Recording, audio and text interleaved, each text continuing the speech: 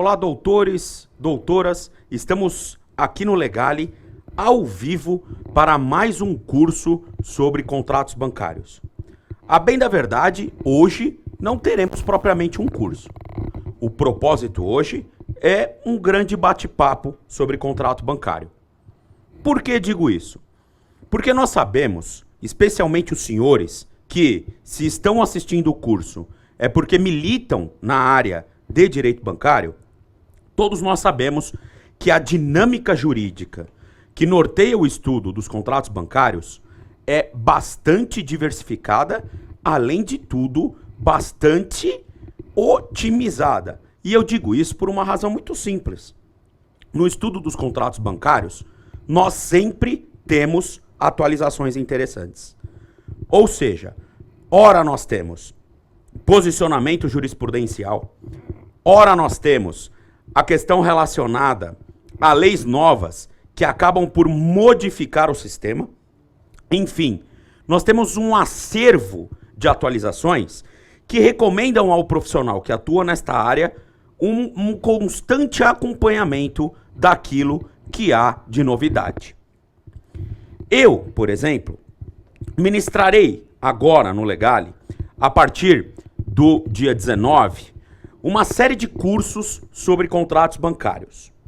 Optei por fazer cursos específicos para cada contrato, de maneira que nós possamos ganhar qualidade nesses cursos. Dia 19 de dezembro de 2015, ou seja, sábado agora, depois de amanhã, nós estamos ao vivo neste momento aqui no Legale, agora são 19 horas e 4 minutos, nós, a partir das 9 horas, lançaremos uma bateria de cursos. O primeiro dos cursos será sobre a discussão relacionada à redução de juros de veículos, ou seja, financiamento de veículos, motos, caminhões, vans e etc. Logo em seguida, nós teremos um segundo curso que falará sobre o financiamento imobiliário. E depois, nós teremos um último curso que abordará 3 importantes créditos bancários, ou 3 importantes contratos bancários. Quais sejam? Nós abordaremos o contrato de empréstimo consignado, falaremos também do contrato que norteia o limite de utilização de cheque especial em conta corrente e, por fim, falaremos do contrato de cartão de crédito. Então, se você atua nessa área, eu já logo te convido. Agora, no dia 19 de dezembro, no sábado, a partir das 9 horas da manhã, esteja comigo no Legale, pois certamente iremos abordar o que há de melhor o de mais atualizado na seara de discussão bancária. Muito bem. Olha só a importância deste encontro de hoje. Lembrando que este encontro é um encontro, o de hoje, 100% gratuito. E o de sábado, quase gratuito. E por que eu digo quase? Porque somente o Legale consegue fazer com que você acompanhe 3 cursos consecutivos por apenas R$ 49,00, salvo engano, ou R$ 49,90, R$ 50,00, enfim, que seja R$ 50,00. Fazer 3 cursos por R$ 50,00 significa se atualizar a um preço menor do que o de uma pizza de mussarela. E é exatamente este o propósito do Legale. Levar a você conhecimento de qualidade a baixo custo. Afinal, o Legale tem um compromisso com a democratização do ensino. O que é democratizar o ensino? É dar a todos os profissionais do direito a possibilidade de terem acesso a um estudo de qualidade, com preços demasiadamente reduzidos. E é por isso que o senhor será convidado para agora fazer o curso conosco no dia 19 a esse preço de R$ 49,90. Muito bem. Doutores, vamos falar aqui de contratos bancários. Olha só. Os senhores sabiam que agora no mês de outubro, ou seja, nós estamos em dezembro, há 2 meses atrás, nós tivemos uma lei que alterou os contratos bancários? O senhor não sabia disso? Pois é, consulte depois no seu buscador de internet. Lei 13.172 de 2015. Depois dê uma olhadinha lá. Lei 13.172 de 2015. Esta lei, ela reformulou o percentual máximo de desconto em folha para empréstimos consignados.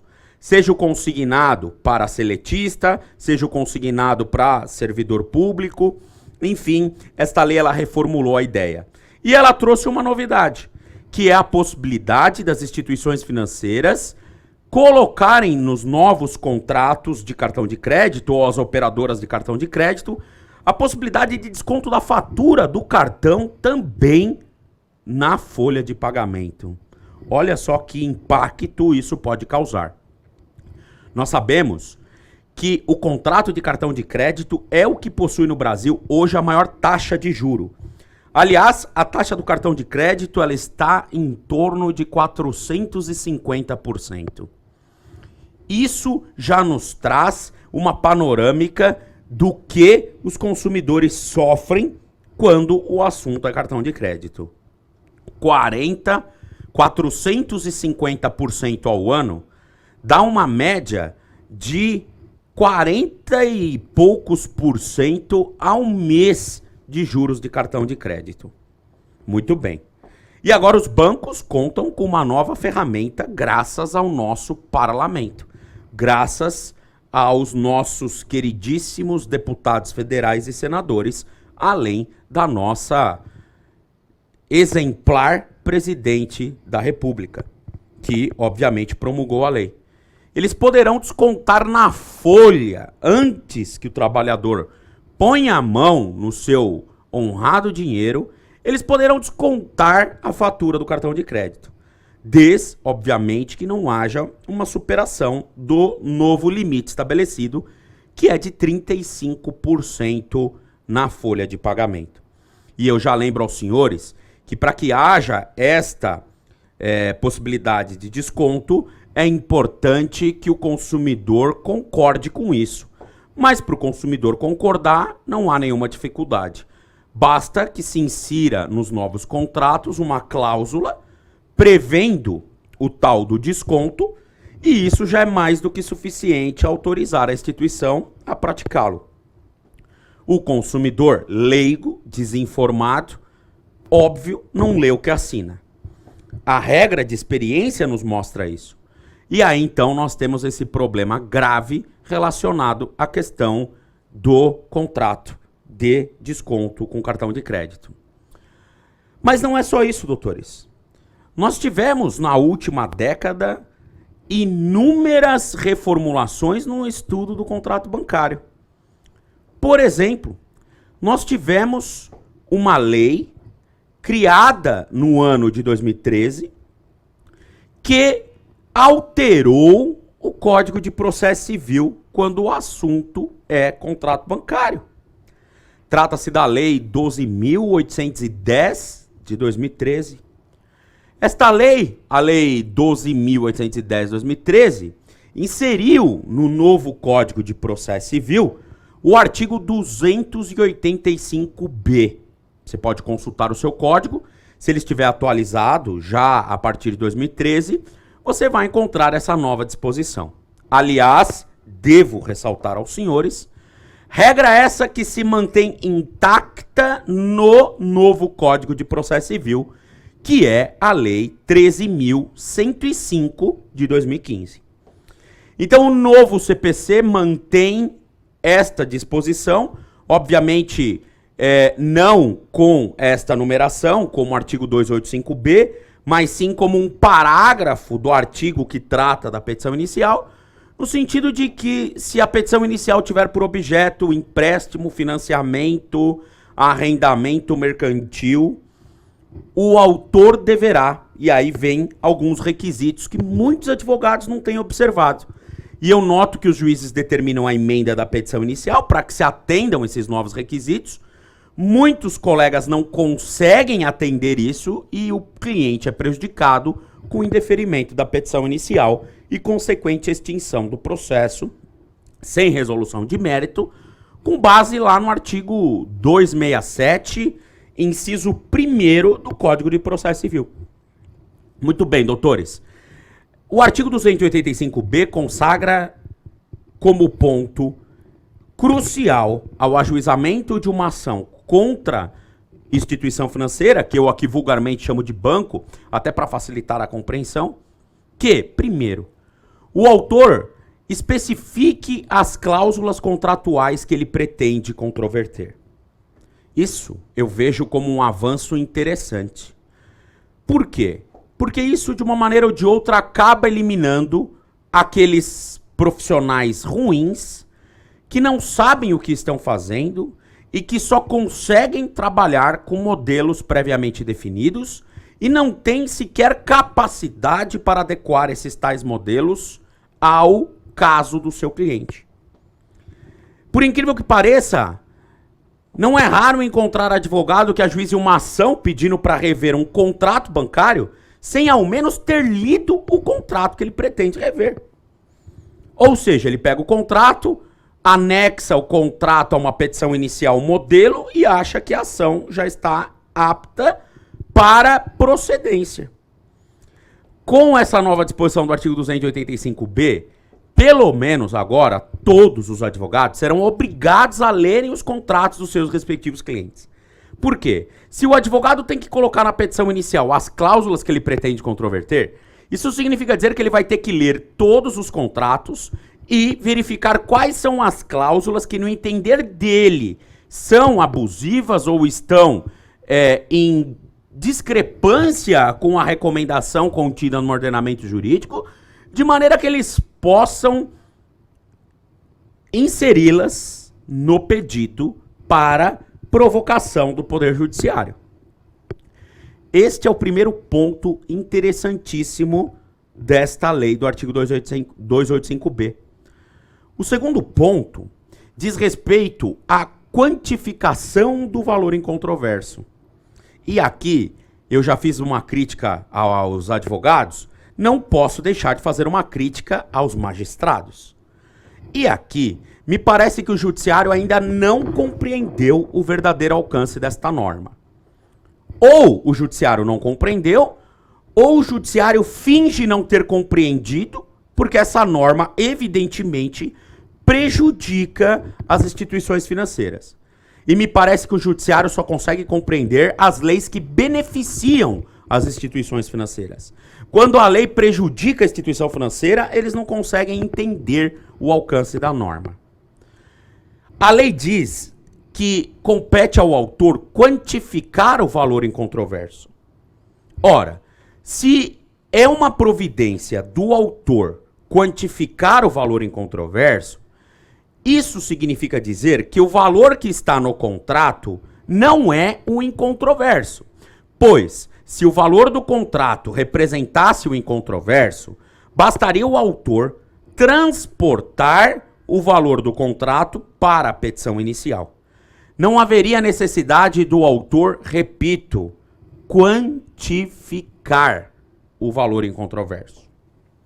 Se você for ao dicionário, você vai encontrar que incontroverso significa aquilo que não é conflituoso, aquilo que não tem briga, o que é pacífico. Ou seja, se o consumidor se dispõe a pagar aquela quantia porque ele entende que ela é justa, aquele valor é um incontroverso. O valor que está no contrato, que é o valor da parcela, ele é o valor controverso.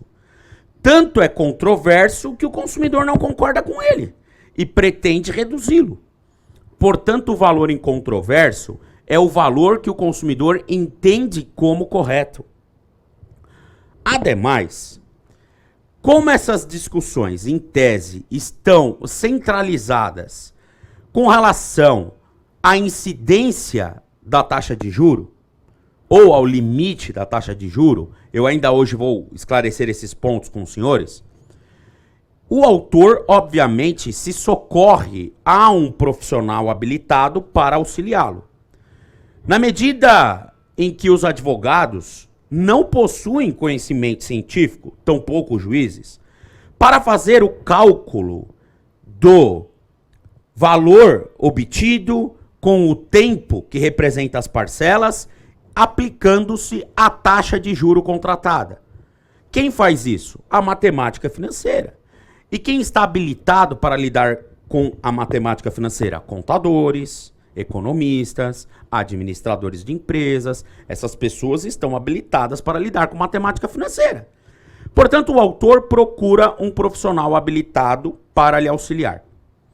E esse profissional diz para o autor o seguinte: olha, se eu pegar o valor que você obteve a título de empréstimo, se eu considerar o tempo que você contratou para quitar ou liquidar o débito, e se eu levar em consideração a taxa contratual do contrato, ou a taxa prevista no contrato, eu vou chegar à conclusão de que o valor que você paga na parcela é um valor cuja adoção do método se fideliza a regime composto.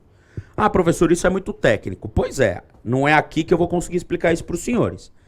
O senhor pode ir lá nos cursos específicos, que lá nós conseguimos explorar essas questões relacionadas à taxa de juro. Até peço aos senhores, a minha voz está falhando um pouco, desculpas, porque estou com um problema de garganta aqui, estou tossindo muito durante o dia, estou até tentando falar de uma maneira mais pausada para não irritar a garganta e prejudicar o andamento do nosso curso de hoje. Tá bom? Então, doutores, basicamente, o seu perito ou o seu assistente, ele vai lhe dizer que a taxa de juro foi aplicada em regime composto. E aí você vai pedir para ele recalcular toda a dívida com a mesma taxa de juro, só que fidelizada a regime simples. E você vai chegar a uma conclusão interessante. A conclusão de que seu cliente paga em torno de 30% a 40% a mais da taxa simples para composta.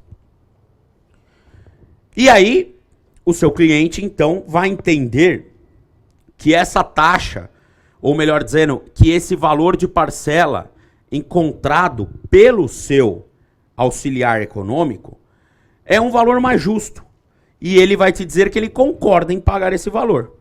A partir deste momento, eu já tenho o valor em controverso. Porque se o meu cliente entende que esse valor é o justo e ele está disposto a pagar isto ele concorda, logo isto é o valor em controverso. Agora, fato interessante, doutores, é que quando eu transporto esta ideia para a petição inicial, eu procuro atender o artigo 285b. E ele diz lá então, ora, primeiro ponto, especifique a cláusula que você pretende controverter. Eu vou lá e digo, olha, eu não concordo com a cláusula X, Y, Z, a cláusula X diz respeito à taxa de juro. Um exemplo, né? Entendo que a taxa é abusiva, a cláusula X diz que o método de amortização do saldo devedor enseja a capitalização de juros de maneira composta.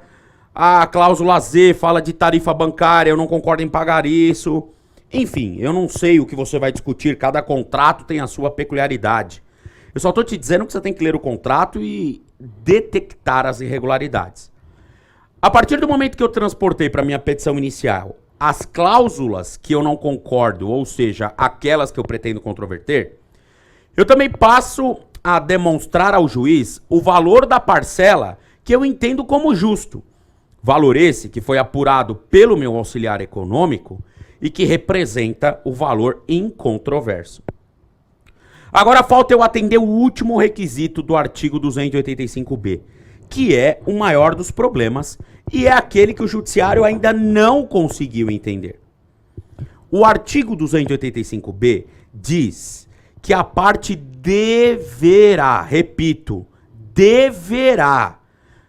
Deverá não é poderá. Deverá é um verbo cogente, imperativo, impositivo. Não é facultativo. A parte deverá pagar no tempo e na forma contratado o valor em controverso. Aqui há uma flagrante incongruência do texto da lei. Primeiro, pagar no tempo contratado, tudo bem. Essa disposição, ela permanece harmoniosa com o valor em controverso. Agora, pagar no tempo e na forma contratada, já há uma incongruência. Por quê? Porque se você está pedindo para eu quantificar o incontroverso é o valor que eu entendo como correto, ou seja, não é o que está no contrato. E aí você manda eu pagar na forma do contrato? Ora, impossível. Porque se eu tiver que pagar na forma do contrato, eu tenho que pagar o valor do contrato. E esse valor não é o do contrato. Esse é o incontroverso que eu quantifiquei. Então notem que a lei, nesse ponto, ela é falha. Mas isso não retira do juiz o dever de temperá-la com princípios e até com a mens legis, ou seja, a vontade legislativa. Não me parece duvidoso que o Poder Legislativo desejou, com esta última disposição, que o consumidor, quando discutir um contrato bancário de empréstimo, financiamento ou arrendamento mercantil, que ele ao menos pague o valor que ele entende como correto, para evitar a inadimplência absoluta. É esta a vontade do legislador. Então o legislador, em linhas gerais, deseja o seguinte: se você não concorda com 2.000, com quanto você concorda? Ah, eu concordo com 1.500, então 1.500 você vai ter que pagar. É uma condição para o desenvolvimento do processo, porque isso é requisito da petição inicial. Passou a ser mais uma condição da petição inicial, mais um requisito. Agora, o que acontece na prática é que os juízes, eles determinam que a parte deposite em juízo o valor sob conta e risco. Só pode estar de brincadeira. Quer dizer, então, que para eu cumprir a lei, eu sou obrigado a assumir risco? Então, o meu país cria uma lei que me obriga a fazer alguma coisa e eu vou ter que assumir o risco? Simplificando, é como se eu criasse uma lei que diga que você não pode transitar em velocidade superior a 120 por hora. E o juiz diga, e existe uma outra lei, que diga que se você transitar até 120 por hora, você vai tomar multa. Ou seja, calma aí, eu não posso transitar acima de 120 km por hora. Mas se, por outro lado, eu me manter regrado, eu vou ter que tomar multa. Aí eu vou pro judiciário e falo, olha, eu só tô fazendo isso não é porque eu quero. Eu tô fazendo isso porque a lei manda. A lei é que diz que eu não posso ultrapassar 120. Por que que eu vou ser punido? Então eu quero uma tutela antecipada para que eu não seja punido em cumprir a lei. Aí o judiciário vai lá e fala assim, concedo a tutela por sua conta e risco. Então você não concedeu. Desculpa. Você enxugou o gelo. Você choveu no molhado. Ou, resumindo, você não fez nada. Você não decidiu nada. É basicamente isso que está acontecendo. Conta e risco de quem? A lei vem e pede para eu especificar as cláusulas que eu pretendo controverter. Repito, a lei. A lei vem e manda eu apontar ou quantificar o valor incontroverso. Repito, a lei. E a lei vem e diz que eu devo pagar o incontroverso no tempo e na forma contratados. Se a lei está mandando eu fazer isso, eu não tenho opção. Eu tenho que cumpri-la. Agora, se eu tenho que cumpri-la, eu não posso assumir riscos. O que eu estou querendo dizer é o seguinte: eu estou em dia com o meu contrato. Eu sou um consumidor adimplente.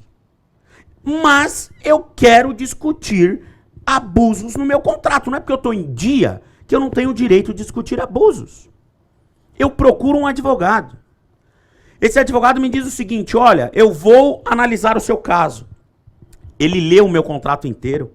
Esse advogado detecta algumas irregularidades. Esse advogado convoca um auxiliar da confiança dele ou até da confiança da parte para fazer uma análise econômica deste contrato ou uma análise contábil.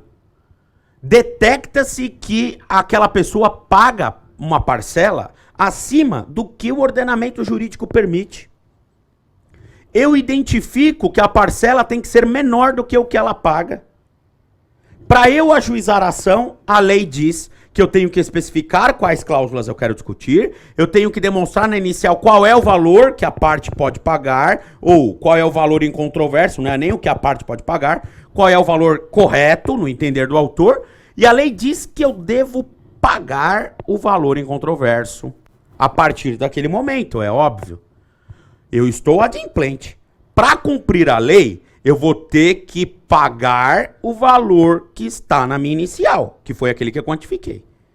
Se eu fizer isso por conta e risco, eu passo a ficar inadimplente. Então quer dizer que o consumidor adimplente, na visão totalmente divorciada do Poder Judiciário, ele não tem direito de discutir um contrato bancário? Ou seja, o Judiciário pune o adimplente e estimula o inadimplente. Ah, o inadimplente pode discutir, porque ele já não paga mesmo. Aí ele vai lá discutir, na verdade, pra, sei lá, tentar fazer um acordo. Agora, aquele que quer discutir e não quer deixar de honrar o compromisso, ele tem uma lei imperativa que diz que ele tem que pagar o incontroverso. E ela não fala o controverso, ela fala o incontroverso. E aí, se for por conta e risco, quer dizer que eu vou ter que ficar inadimplente para ter o direito de discutir o meu contrato? Absurdo. É indigestivo ter que ler esses julgados. É indigesto ter que ler esses julgados. Desculpem. A gente fica tão aqui empolgado com a situação, né? Que acaba até aqui atropelando a própria língua portuguesa. Exatamente como fazem aqueles do Poder Judiciário que mandam depositar por conta e risco. Eles também atropelam a língua portuguesa, porque até agora não compreenderam a verdadeira conotação do deverá. Muito bem, doutores. Então, eu tenho a dizer isso. É indigesta essa questão relacionada à exigência do Poder Judiciário nesse sentido. Agora eu quero ainda discutir com os senhores o seguinte. Como que eu vou cumprir esse 285B? Porque ele fala que eu tenho que pagar no tempo e na forma contratada. Eu já mostrei para você que no tempo é possível, que é a data do vencimento combinada. Na forma é impossível. Ora, é óbvio que o juiz tem que fazer valer a regra. E para ele fazer valer a regra com segurança, ele tem duas opções. Ou ele determina que o banco seja intimado a rodar um novo carnê com valor incontroverso, e aí eu pago direto para a instituição financeira, e isso vai dar trabalho, vai ter instituição financeira que não vai cumprir este comando de obrigação de fazer, ou o juiz autoriza o depósito judicial do valor incontroverso, mas obviamente afastando a mora contratual. Por que ele tem que afastar a mora contratual? Justamente por conta desta questão de que não é uma opção do autor. Ele faz isso porque a lei determina. E a lei não pode obrigar alguém a ficar em mora para poder cumprir o contrato. Muito bem. Essas são as questões interessantes. E aí você vai pedir essa tutela antecipada. Muitos juízes vão falar assim: indefiro a tutela antecipada, pois ausentes os requisitos do artigo 273. Meu querido, essa tutela antecipada, ela tem lastro no 285B. Embora a tutela antecipada esteja prevista no artigo 273, o fato é que o artigo 285B me obriga a adotar uma providência na qual, sem ordem judicial para tanto, eu não conseguirei fazer. Então, quando eu peço a tutela antecipada, o juiz fala assim: ah, não há verossimilhança na alegação. Ah, porque a minha alegação está com lastro no 285B, que também é lei. É o mesmo código, aliás. O 285B está um pouquinho para frente do 273. Então, é verossímil o que eu estou fazendo. Além, obviamente, de haver também os demais requisitos, tal como a prova inequívoca do direito, porque aí o autor vai demonstrar as razões pelas quais ele entende que aquelas cláusulas estão desacertadas, e aí ele pode utilizar a jurisprudência do Supremo, jurisprudência do STJ, ele pode utilizar o Código de Defesa do Consumidor. Também aqui eu tenho a questão do risco de dano. Por quê? Porque obrigar alguém a continuar pagando um valor que sabe-se não é correto, gera uma série de danos, inclusive dano à família daquele sujeito. Porque aquele dinheiro que ele paga a mais poderia estar sendo destinado para outras coisas, para uma educação, para a compra de material escolar do filho, para uma alimentação mais adequada. Veja que isso resvala até na questão atrelada à própria dignidade da pessoa humana, esse valor que se paga a mais. Então tem risco de dano sim, e dano irreparável e difícil em certa reparação. Portanto, isso recomenda que já haja uma correção de imediato. E a reversibilidade da decisão, porque se ao final houver um pronunciamento definitivo do judiciário de que o autor não tem razão, ele vai ter que pagar as diferenças. Então há, obviamente, também a questão relacionada aqui à reversibilidade da decisão. Doutores, concluímos aqui, neste ponto, uma análise breve do artigo 285b. Falei também com os senhores das questões relacionadas à Lei 13.172/2015, que alterou a margem dos consignados em geral para 35% e agora incluiu a operação de cartão de crédito também como potencial contrato para autorizar desconto em folha. Eu ainda quero discutir mais algumas coisas com os senhores. A próxima questão que eu quero discutir com os senhores é com relação a tarifas bancárias. Primeiro, não devemos confundir as tarifas bancárias com algumas outras modalidades de débitos que existem nos contratos. As tarifas são aquelas relacionadas à abertura de crédito, tarifa de cadastro, tem também a taxa de emissão de carnê ou tarifa de emissão de carnê. Além disso, nós temos outras tarifas que os bancos criam. Todo dia tem uma tarifa nova. Tem a tarifa de avaliação de bem, tarifa de registro de gravame. O que eles puderem transferir para os consumidores, eles não hesitarão em fazer. E se o judiciário não coibir, eles vão continuar a fazer. Ah, mas eu tenho resolução do Banco Central que me autoriza. Calma aí. Quem disse que resolução de Banco Central está acima de lei federal? Hans Kelsen, jurista alemão, que estruturou o ordenamento jurídico em uma hierarquia, deve estar se rebelando no túmulo quando falam para ele que uma resolução está acima da lei. Pouco importa a resolução para o consumidor. O fato é que se a resolução adentrar as questões de natureza consumerista, ela tem que se harmonizar com o CDC. Porque se ela for conflitante, vale o CDC. Transferir encargos para o consumidor, evidentemente o coloca em desvantagem exagerada. E se o coloca em desvantagem exagerada, ele tem direito de rever essa cláusula com arrimo no artigo 6º, inciso 5º do Código de Defesa do Consumidor. O consumidor também tem direito de rever essa cláusula com arrimo no artigo 51, inciso 4º do CDC. Ambos dizem que cláusulas abusivas ou que coloquem o consumidor em desvantagem manifestamente exagerada são intoleráveis, de maneira que não pode uma resolução simplesmente surrupiar esta garantia legal para legitimar esses atos das instituições financeiras. Agora eu vou além disso, doutores. Vou além e quero debater com vocês também a questão relacionada ao RESP 1251-331/RS. Vou novamente falar o RESP para vocês. 1251-331/RS. Esse RESP foi totalmente manipulado por alguns meios de comunicação. Quando esse RESP foi julgado, ele foi julgado pelo rito de recurso repetitivo, que é o que está preceituado lá no artigo 543 ou 543-C do Código de Processo Civil. De maneira que ele representa a opinião do Superior Tribunal de Justiça com relação ao tema tarifas. Este RESP repetitivo, repito, de número 1251331/RS, ele decidiu algo que não é o que você encontra em alguns periódicos jurídicos. Me recordo que alguns periódicos lançaram a seguinte notícia para impactar: bancos estão autorizados pelo STJ a cobrar tarifas bancárias.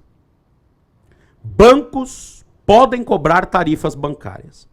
Qual é a finalidade dessas notícias? Obviamente, desestimular a sociedade que se vincula a esse tipo de notícia e desestimular alguns advogados que, sem filtro, não vão à fonte para verificar o verdadeiro alcance do julgado a ingressar com ações. Quando você lê o acórdão, você chega à conclusão completamente diferente. A conclusão que você chega é que o STJ disse que a cobrança de algumas tarifas estavam autorizadas por resoluções do Banco Central, e aí o STJ dá um hipervalor a essas resoluções, contrariando o meu entendimento de que, ainda que haja resolução, ela não pode se sobrepor ao Código de Defesa do Consumidor, que é uma lei federal, mas enfim, estamos falando de STJ.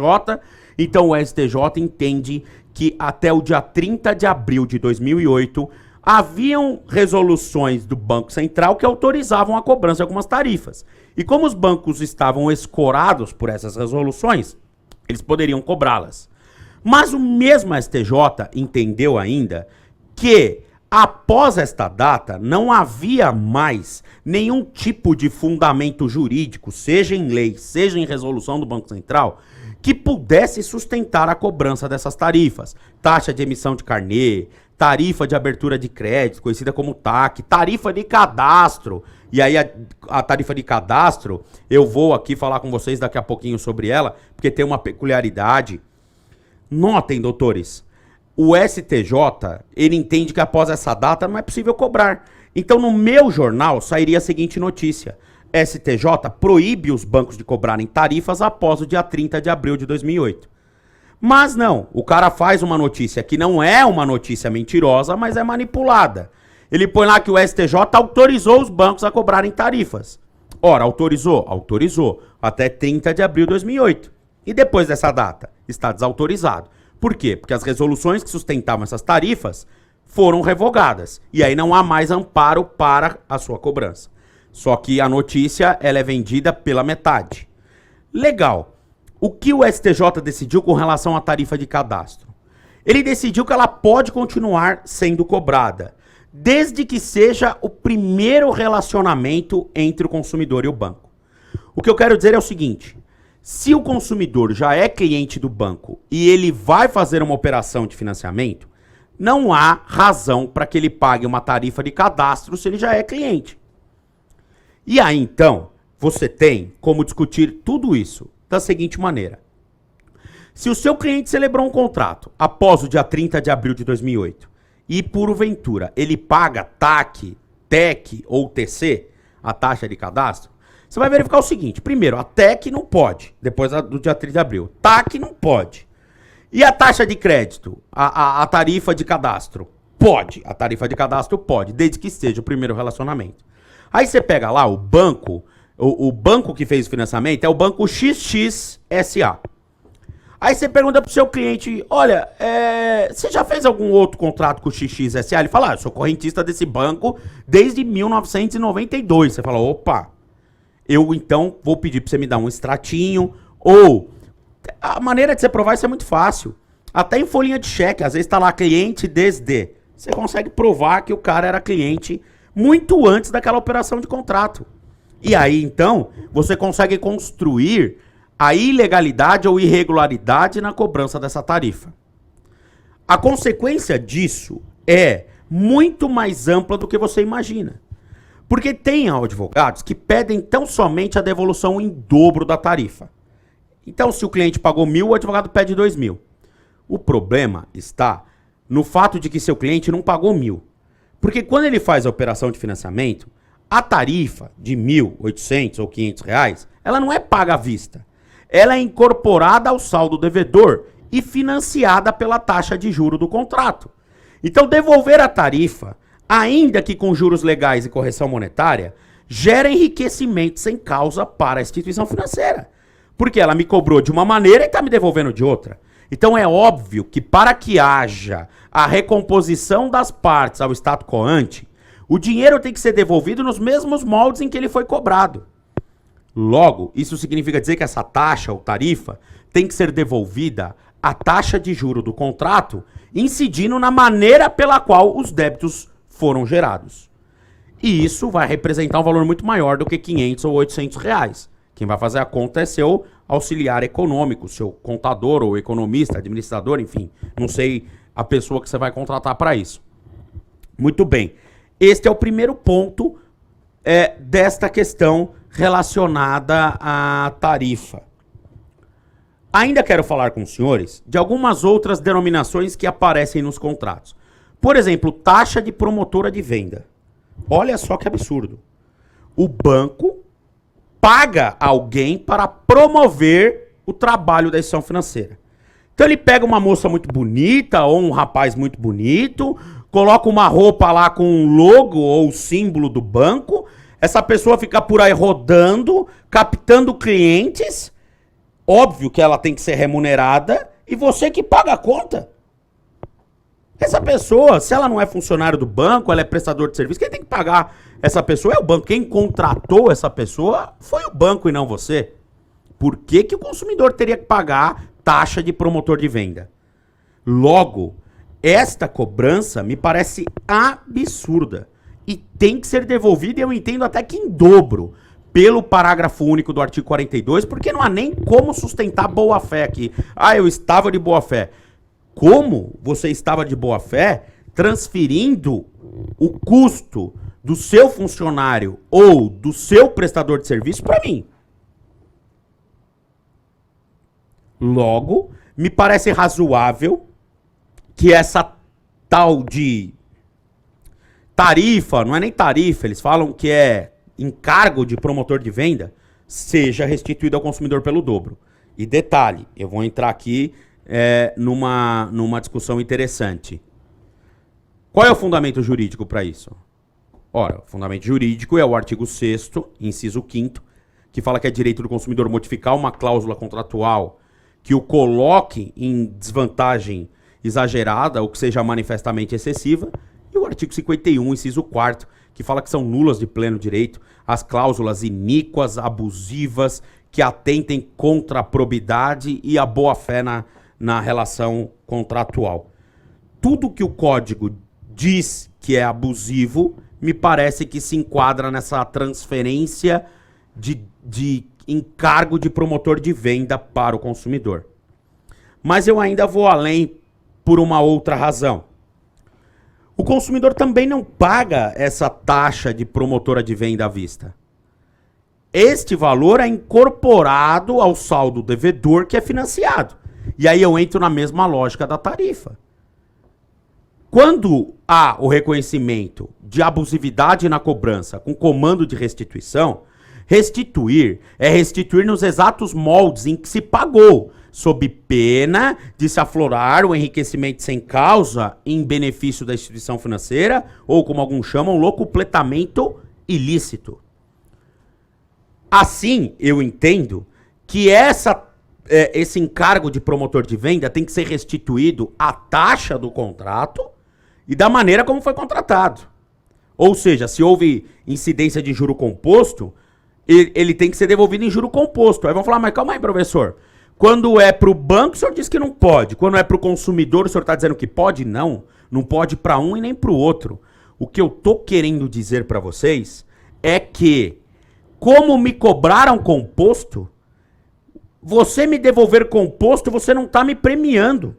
Você está somente recompondo aquilo que você me prejudicou. Eu não estou me beneficiando com esse indébito composto. É remeter as partes à situação jurídica anterior ou ao status quo ante. É isso que eu quero. Também, ainda com relação a esses encargos, tarifas, promotora de vendas, também há ainda um tal de encargo de terceiro ou encargos de terceiros que algumas instituições financeiras cobram. Eu tenho algumas críticas a fazer a essa terminologia contratual. A primeira delas é a seguinte: artigo 6º, inciso 3º do Código de Defesa do Consumidor. É direito básico do consumidor ter uma informação clara, adequada dos diferentes produtos e serviços com as características, composição, fórmula.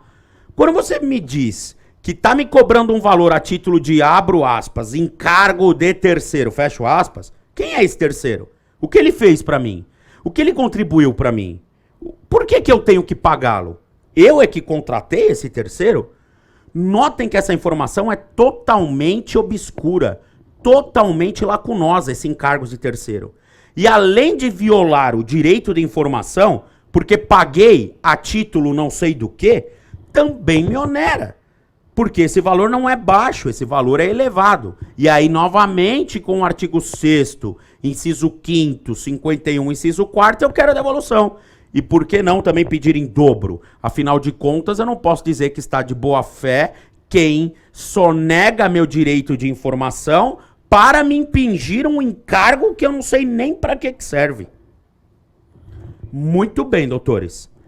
Essa questão também há de ser debatida. Detalhe, com a mesma lógica da promotora de vendas e das tarifas. Esse valor, ele é incorporado ao saldo devedor. Se esse valor, ele é incorporado ao saldo devedor, eu tenho que houve a incidência sobre esse valor dos juros contratados. Logo, recompor a situação jurídica anterior significa dizer que você deve, obviamente, devolver ou restituir o dinheiro na taxa de juro contratada, porque foi com base nela que eu acabei pagando.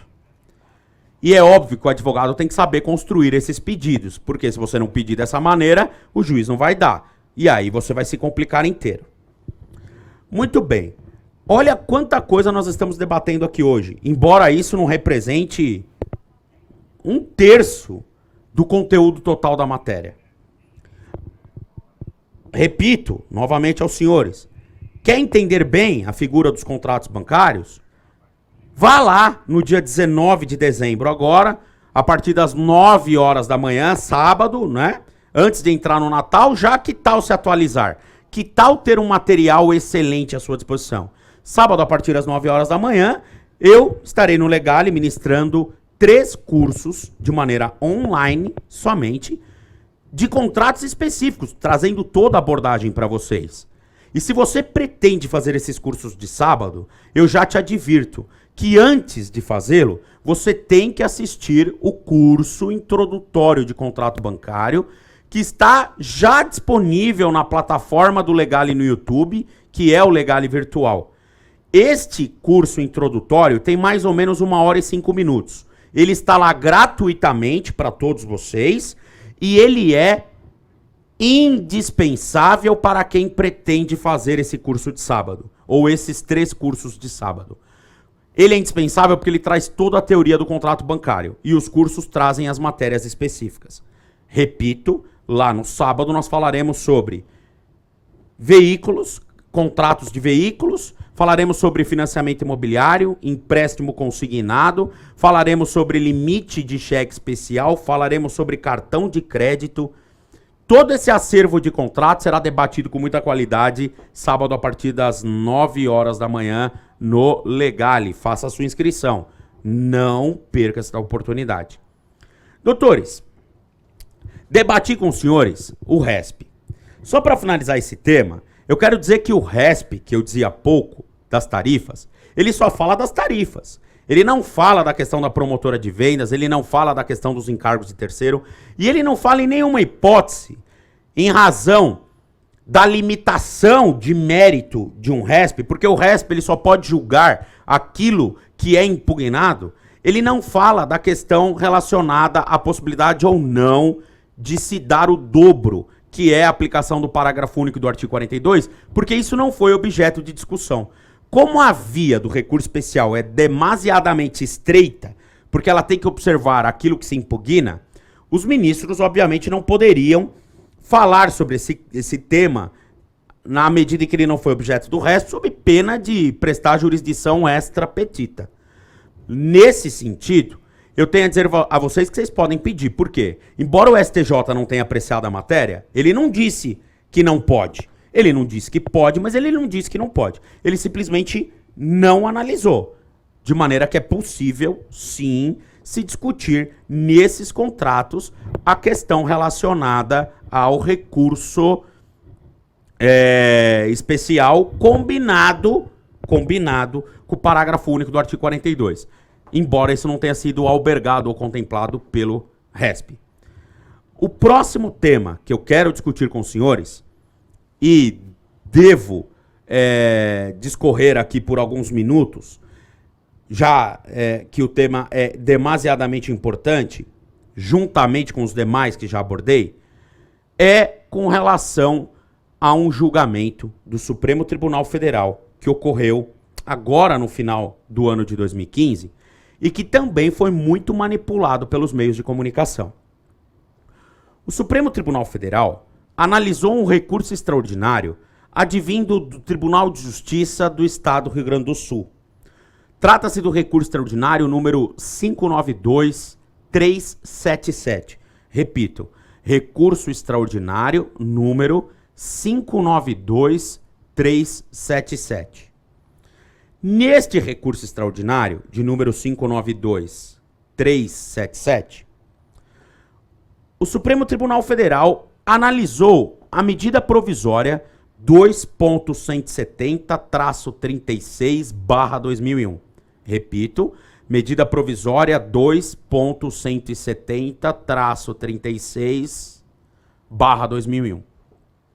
Esta medida provisória, analisada pelo Supremo, é a medida provisória ditada pelo então presidente Fernando Henrique Cardoso em 1999, que recebeu diversas reedições até o ano de 2001 e encerrou o ciclo de reedições com o número 2.170-36/2001, que diz no artigo 5º que banco pode capitalizar juros.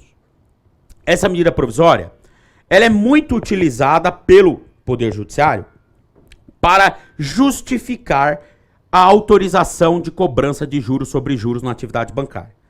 Então, quando você vai discutir no Poder Judiciário essa medida provisória, muitos entendem, ela é uma medida provisória que autoriza a cobrança de juros sobre juros. Muito bem.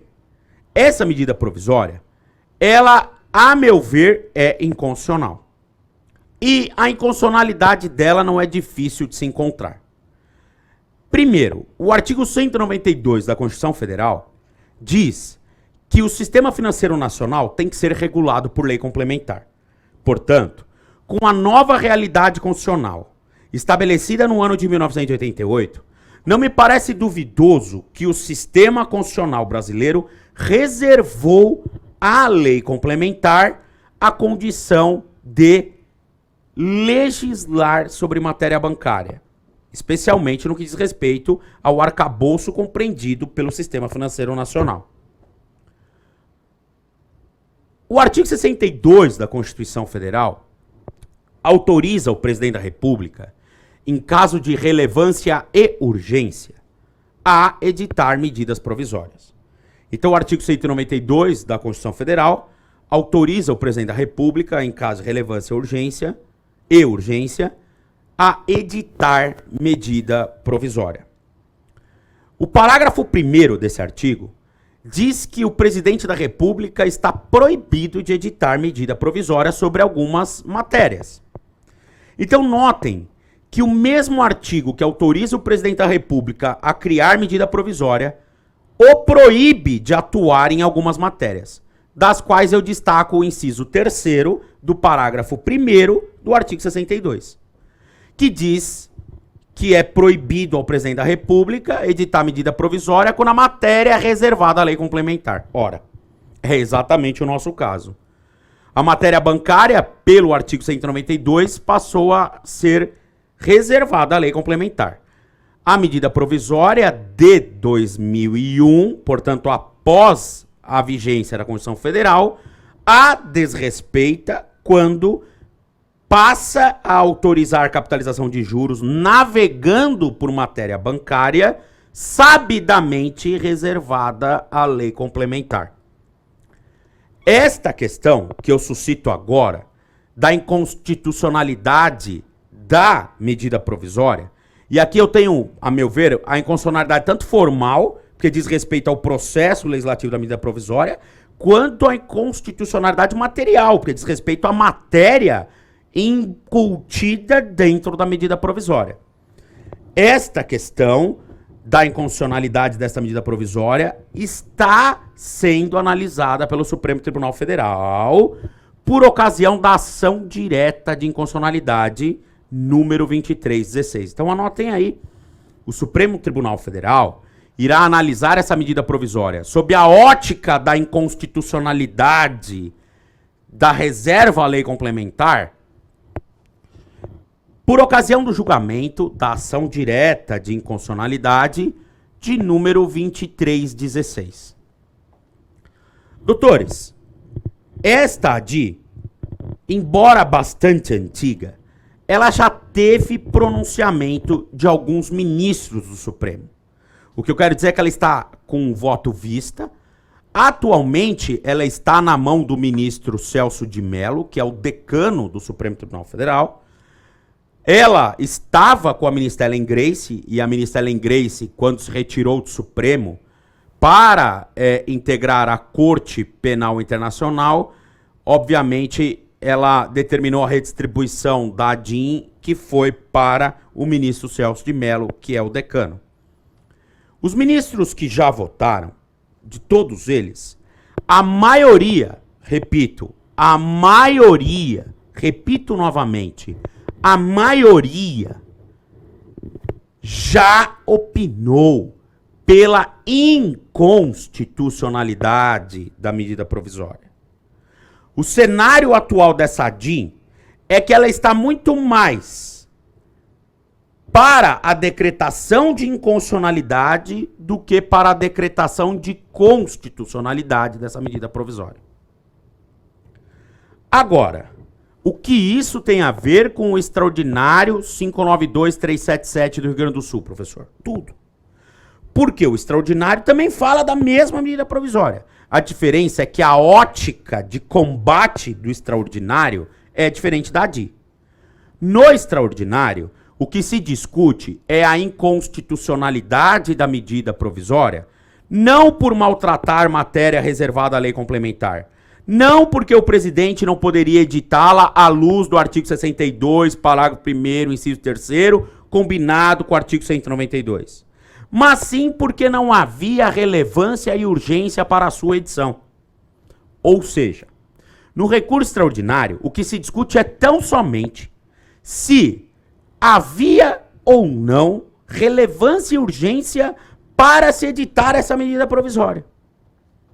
O Tribunal de Justiça do Rio Grande do Sul, que eu aproveito para parabenizar, para mim um dos melhores tribunais do país, para mim um tribunal isento, um tribunal que julga de acordo com a convicção prevista no ordenamento jurídico, um tribunal que não se deixa levar por influências outras que não seja o amor pela justiça. Este Tribunal do Rio Grande do Sul, que eu elogio, errou. Porque errar é humano. Todos erram. E o Tribunal do Rio Grande do Sul é composto por seres humanos. O Tribunal do Rio Grande do Sul errou, embora elogiado, porque é um grande tribunal, ao dizer que esta medida provisória é inconstitucional, porque não havia relevância e urgência. Ou seja, o Tribunal do Rio Grande do Sul proferiu uma decisão extremamente proativa, avançando os limites do Poder Judiciário e atingindo ao Poder Executivo, a ponto de fazer uma análise da discricionariedade subjetiva do que é relevância e urgência na visão do presidente da República, que é o chefe do Poder Executivo. O Supremo Tribunal Federal, de maneira acertada, corrigiu este desacerto para declarar a medida provisória, e cuidado, constitucional sob o ponto de vista de relevância e urgência.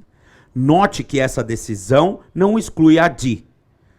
Esta decisão não prejudicou a DI. A DI continua lá, porque o objeto da DI é diferente do objeto desse recurso extraordinário. Só para que você entenda, é como se eu falasse de relógio. Eu tenho dois relojoeiros analisando o relógio. Dois relojoeiros analisando o relógio. O primeiro relojoeiro, ele está analisando a pulseira do relógio. O segundo relojoeiro está analisando o maquinário que compõe o relógio. Notem que os dois estão analisando a mesma coisa, só que sob perspectivas diferentes. É exatamente o que acontece com a medida provisória. O recurso extraordinário analisa a MP sob a perspectiva de relevância e urgência. E a ADI analisa a MP sob a perspectiva de impertinência constitucional para a sua edição e de ponto de vista diferente. Por isso que, no meu entender, não há incompatibilidade nenhuma e o Supremo deu uma decisão, para mim, acertada. O Supremo diz o seguinte, calma aí.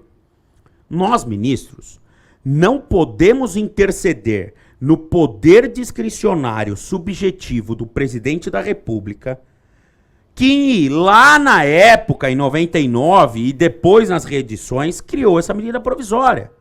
Não podemos agora, em 2015, falar que não havia relevância e urgência numa análise de um cenário de 1999, de 2000, 2001. O Supremo há de respeitar o chefe do Executivo Nacional, presidente da República.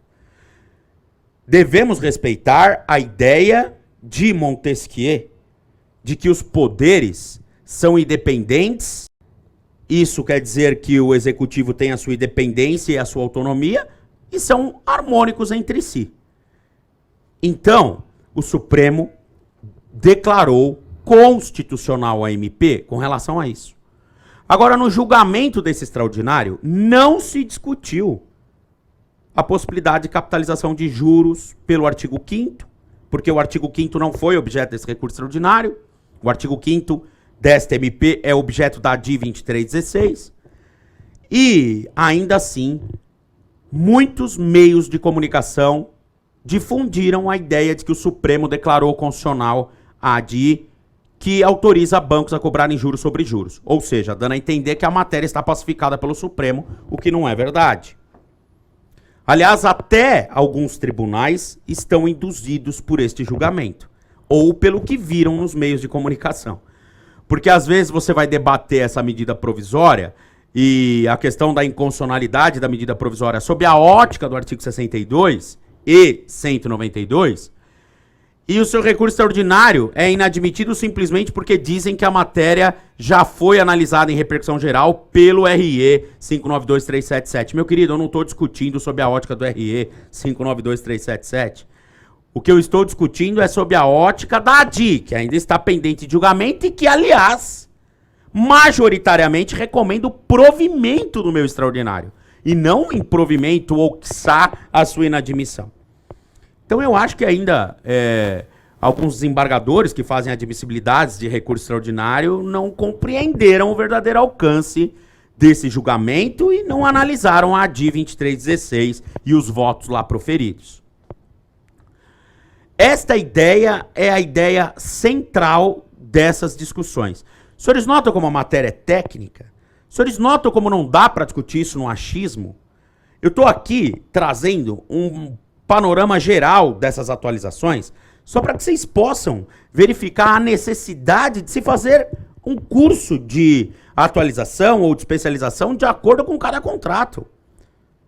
E eu ainda vou dizer aos senhores que esses cursos devem ser frequentados periodicamente, porque pode ser que daqui a 1 ou 2 meses saia uma nova regra e o curso já tenha que ser revisto sob pena do senhor estar desatualizado. Notem como a dinâmica dessa matéria ela é bastante selvagem. Doutores, ainda quero, e por último, analisar mais um ponto com os senhores. e esse ponto vai me tomar alguns minutos, e é a última coisa que eu vou debater com os senhores no encontro de hoje, quero analisar com os senhores as recentes súmulas 539 e 541 do Superior Tribunal de Justiça. Só para você ter uma ideia, nós temos várias súmulas do STJ com relação à atividade bancária. Vou citar algumas. Súmula 30, que fala da acumulação de comissão de permanência com correção monetária ou da impossibilidade de acumulação. Nós temos a súmula 297, que fala da aplicação do CDC aos bancos. Nós temos a súmula 379, que fala da limitação dos juros moratórios em 1% ao mês. Nós temos a súmula 380, que fala da questão relacionada ao ajuizamento da ação, que isso não inibe, ou a mera ajuizamento da ação não retira a mora do devedor. Nós temos a súmula 381, que fala que é vedado ao julgador nos contratos bancários julgar de ofício a abusividade de cláusulas, ou seja, se o advogado não pediu, o julgador não pode analisar. Nós temos a súmula 384, que fala da questão relacionada ao saldo remanescente decorrente de venda de bem alienado fiduciariamente, que a instituição pode lançar a utilização de ação monitória. Nós temos a súmula 472 do STJ, que fala com relação à impossibilidade de cumulação de comissão de permanência com demais encargos e sua limitação à soma dos demais encargos. Agora nós temos a súmula 539, que fala que o banco só pode capitalizar juros se estiver expressamente pactuado. E nós temos a súmula 541, que fala que o banco pode cobrar a taxa efetiva anual se ela superar o duodécuplo da mensal. Olha quantas súmulas eu falei aos senhores. E detalhe, esse note que está aqui na minha frente, ele é só para cenário. E nem eu não estou consultando absolutamente nada. Tudo que eu estou conversando com os senhores está vindo aqui do meu raciocínio. Eu não estou consultando absolutamente nada. Esse notebook está aqui só para enfeite, para ficar bonitinho aqui na mesinha que eu utilizo no Legale. Então, doutores, tudo isso, eu estou até olhando ali no meu retorno, né? Eu estou bem bonito, olha só. Falaram que eu estou parecendo o Brutus, isso não é verdade. O Brutus é que parece comigo. Meu amigo aqui da técnica tá dando risada, né? Olha lá, ó, aumenta o cenário aí pra ficar mais bonito. Aê, olha aí que legal, tá vendo? Tô aqui na bancada, na mesa do Legale, da Faculdade Legale. Muito bem, doutores, eu volto aqui então com os senhores, aqui para a nossa câmera, para falar um pouquinho com os senhores com relação então às súmulas 539 e 541. Eu não concordo com essas súmulas. Lembrando que as duas foram editadas com base na medida provisória 21.170. Olha que legal, né? O Supremo está analisando a constitucionalidade da medida provisória na ADI, majoritariamente disse que ela é inconstitucional e o STJ usa de maneira indiscriminada a medida provisória até para sumular em benefício de instituição financeira. A súmula 539 do STJ, ela diz que o banco está autorizado a capitalizar juros desde que expressamente pactuado. Agora, essa súmula é boa, ou ela quer dizer o seguinte, olha, se está lá no contrato, ele pode capitalizar. O problema da súmula é quando você investiga o que é expressamente pactuado no entender do STJ. Porque o expressamente pactuado não é no meu entendimento ou no seu. O expressamente pactuado é no entender do STJ. Até por uma questão de atender ao direito de informação previsto no artigo 6º, inciso 3º do CDC, que, a meu ver, nem de longe essa súmula atendeu. Doutores, para o STJ, expressamente pactuado é constar no contrato a informação de que a taxa anual supera 12 vezes a taxa mensal. Ou seja, se no contrato do seu cliente a soma da taxa mensal 12 vezes, ou seja, você pega a taxa mensal e faz vezes 12. Se ela der menos do que a taxa anual informada no contrato, isso é prova para o STJ de que tem capitalização. E para o STJ, isso é pactuação de capitalização. E para o STJ, consequentemente, isso autoriza o banco a cobrar juros sobre juros. Eu quero saber qual consumidor no Brasil pode se enquadrar nesse direito adequado de informação. Só o economista, o contador ou aquele que lida com matemática financeira. Porque o cidadão brasileiro não tem nem noção de que taxa anual que supera duodécuplo de taxa mensal é prova de capitalização. O cidadão não tem essa ideia. E o Código de Defesa do Consumidor não foi feito para mim, um privilegiado, professor, advogado, graduado, pós-graduado, doutorando, não foi feito para mim. O código não foi feito para os senhores, que tem nível superior num país de miseráveis. O código foi feito para a população brasileira, uma população batalhadora, humilde, uma população que não tem acesso a uma educação de qualidade, uma população que sofre com uma precária saúde pública, uma população que sangra com a corrupção. O código foi feito para esse povo, não para mim. E esse povo não sabe o que é duodécuplo. E é esse povo que vai lá, humildemente, se socorrer de crédito bancário, induzido de que esse dinheiro lhe trará alguma qualidade de vida, ou lhe proporcionará alguma dignidade que o seu péssimo salário ou que a sua péssima remuneração não é possível de lhe proporcionar. O código foi feito para esse povo. Só que esse povo não existe para o STJ. O STJ não julga para você, brasileiro, ele julga para mim. Para quem é instruído. E vou dizer que até quem é instruído tem dificuldade. Confesso aos senhores que eu fui ao dicionário para saber o que era duodécuplo. Humildemente eu confesso. Duodécuplo é 12.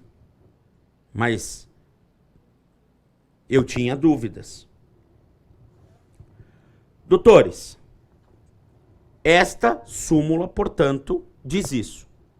Ah, professor, então eu vou perder a minha causa se eu ajuizar uma ação porque o STJ decidiu isso? Não. Eu ensino os meus alunos nos cursos a sempre questionarem matérias constitucionais para, na pior das hipóteses, visitar o Supremo Tribunal Federal, não o STJ. Vá para o Supremo. Porque, conforme eu disse, até agora o Supremo não disse que pode cobrar juros sobre juros. Pelo contrário, o Supremo até agora entende que não pode. E esse entendimento está na súmula 121, que diz que é vedada a capitalização de juros, ainda que expressamente pactuada, súmula esta ainda vigente. E o Supremo, por ora, ao analisar os aspectos relevantes, formais e materiais da medida provisória, majoritariamente tem sinalizado no sentido de que ela é inconstitucional. Então eu não vejo no Supremo a mesma visão que eu tenho visto no STJ. Essas são as dicas que eu tenho a dar para os senhores. Agora, a súmula 541, ela diz o seguinte, que se o banco informar no contrato que a taxa anual efetiva supera 12 vezes a mensal, ele está autorizado a cobrar a taxa anual efetiva. Tudo bem. Para mim, essa súmula não impacta em nada. Que ele cobre a taxa anual efetiva. Simples. Pegamos a taxa anual efetiva, dividimos por 12 e eu descubro a taxa mensal efetiva. Ele cobra essa taxa, só que simples. A súmula 541 autoriza a capitalização. Ela diz que ele pode cobrar a taxa anual. Quem autoriza a capitalização é a 539. E a 539, eu entendo que ela não atende, lamentavelmente, as disposições do Código de Defesa do Consumidor, do artigo 6º, inciso 3º, que é, a bem da verdade, uma missão do STJ valorar esse importante instituto para a sociedade brasileira e não desprestigiá-lo. Embora direito seja uma ciência interpretativa, embora direito seja uma ciência subjetiva, eu tenho aqui a liberdade de opinar no sentido de que, no meu entendimento, data vênia, o STJ está se distanciando da população brasileira quando o assunto é contrato bancário ou quando o assunto é a atividade financeira nacional. Doutores, só para concluir a nossa ideia, eu peço mais 5 minutinhos da atenção dos senhores para rapidamente abordar mais um tema que diz respeito à súmula 30 e 472 do STJ. Estas súmulas, elas são súmulas boas para os consumidores. Então notem que eu critiquei o STJ há pouco e agora eu elogio o STJ nesse sentido, porque para mim essas súmulas, elas foram adequadas. Então notem que quando a gente tem que bater, a gente bate, e quando a gente tem que fazer carinho, nós fazemos também. Doutores, a súmula 30 diz que não pode haver cumulação de comissão de permanência com correção monetária. A súmula 472, por sua vez, diz que a comissão de permanência também não pode cumular com nenhum outro encargo de mora e nem com juros remuneratórios. Se eu combinar a súmula 30 com a 472, porque elas se complementam, eu chego à conclusão que a instituição financeira, durante a inadimplência, ela tem duas opções. Ou ela cobra a comissão de permanência, e ainda assim, esta comissão de permanência tem que se limitar à soma do resto, ou seja, da correção monetária, da multa, dos juros de mora e dos juros remuneratórios, ou ela abre mão da comissão de permanência e cobra o resto. O que nós vemos na prática é que muitos contratos cumulam comissão de permanência com juros moratórios e multa, comissão de permanência com correção monetária, você já não vê mais. Até porque essa súmula 30 é da década de 90 e de lá para cá os bancos acabaram se adequando. Mas é muito comum você ver ainda acumulação de comissão de permanência nos contratos com multa, juros moratório e juros remuneratórios. Por que ela acumula com juros remuneratórios? Porque os juros remuneratórios já está embutido na parcela. Quando há inadimplência, a comissão incide sobre a parcela. Se ela incide sobre a parcela, ela está incidindo sobre os juros remuneratórios. E a súmula 472 diz que não pode. Se você cobrar a comissão de permanência, nem os juros remuneratórios você pode cobrar. E eles cobram tudo na prática. É basicamente isso, doutores, que eu tinha aqui que conversar com os senhores com relação a esses temas relevantes, a essas atualizações, né, de contratos bancários. Falei aqui das principais atualizações, que é a Lei 13.172, que fala do consignado, que fala do cartão de crédito, a atualização decorrente aqui da Lei 12.810, 2013, que fala do artigo 285B. Comentei com os senhores os RESPs importantes, que é o RESP 12.51331, que fala da tarifa bancária. Falei com os senhores das principais súmulas do STJ sobre contrato bancário. Falei com os senhores também com relação às recentes súmulas de número 539 e 541 do STJ. Comentei com os senhores a questão do recurso extraordinário 592377/RS, em que se analisou relevância e urgência da medida provisória 2.170-36/2001. Falei com os senhores da ação direta de inconstitucionalidade 2316, que está com o ministro Celso de Mello, em que majoritariamente se opina pela inconstitucionalidade da medida provisória. E gostaria de convidar aos senhores para que assistam o melhor curso de contrato bancário disponível no Brasil. E eu falo isso porque eu já andei analisando alguns cursos por aí, totalmente desatualizados, cursos totalmente descontextualizados, cursos ministrados por pessoas que não conhecem a prática, ou seja, dominam bastante a teoria, mas não conhecem a prática. A prática é diferente da teoria. Eu advogo e advogo muito. E eu gostaria de contar com todos vocês no sábado, dia 19 agora de dezembro, a partir das 9 horas da manhã. Só perguntando pro meu técnico aqui, querida amiga, é dia 19 mesmo, sábado? Beleza? Então, sábado, dia 19, a partir das 9 horas da manhã, por R$ 49,90, uma pizza de mussarela. Você vai aprender muita coisa sobre financiamento de veículo, financiamento de caminhão, financiamento de moto, financiamento de van. Você vai aprender muita coisa com relação a financiamento imobiliário, técnicas de defesa. Aliás, lá no curso de financiamento de veículo eu dou dicas extraordinárias sobre como defender o cliente em busca e apreensão, como fazer adequadamente a ação da revisão das cláusulas. Falaremos também lá no segundo curso, que vai logo em seguida ao primeiro, no financiamento imobiliário, como defender o cliente na execução extrajudicial.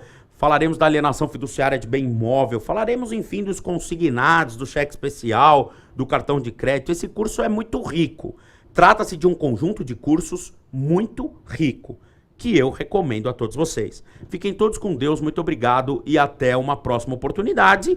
E não deixo aqui de falar com os senhores, afinal nem todos estarão nesse curso de sábado. E os meus votos de Feliz Natal e próspero Ano Novo. Um excelente 2016 a todos vocês.